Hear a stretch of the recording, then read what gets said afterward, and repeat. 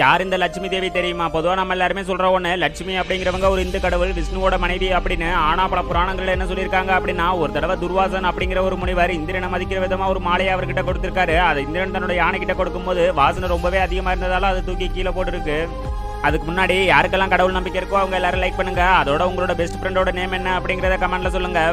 இதெல்லாம் இருக்க உடனே துர்வாச முனிவர் இந்திரனை பார்த்து, நீ என்ன அவமானப்படுத்திட்ட, அதனால உன்னோட தேவலோக சாம்ராஜ்யமே அழியட்டும் அப்படின்னு சாபம் கொடுத்திருக்காரு. அதனால இந்திரன் சிவன் கிட்ட போய் நீங்க தான் எங்களை எப்படியாவது காப்பாற்றணும் அப்படின்னு சொல்லியிருக்காரு.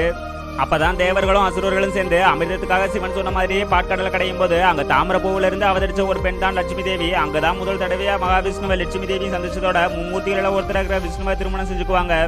இப்படிப்பட்ட உன்னை பத்தி ஹிந்து மித்தாலஜில என்ன சொல்லியிருக்காங்க அப்படின்னா, செல்வங்களின் அதிபதி தான் லட்சுமி தேவி அப்படின்னும், தன்னோட பக்திக்கு எப்போதுமே அதிர்ஷ்டத்தை மட்டுமே தர கலைமகள் அப்படின்னு சொல்லியிருக்காங்க.